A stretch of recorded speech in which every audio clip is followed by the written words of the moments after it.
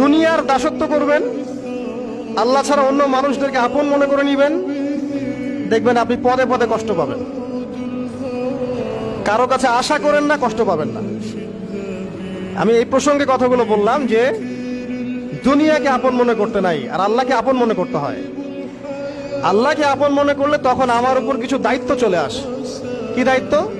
আল্লাহ আমাকে সৃষ্টি করেছেন, রিজিক দিয়েছেন, লালন পালন করছেন, বাঁচিয়ে রেখেছেন, তার হাতে আমার মৃত্যু, তার হাতে সবকিছু। তো এখন আল্লাহ পাকের জন্য নিজের জীবনটাকে খালেস করে নেওয়া, যেভাবে আল্লাহ পাক চলতে বলেছেন সেভাবে চলা, যেগুলোকে আল্লাহ পাক নিষেধ করেছেন বর্জন করা।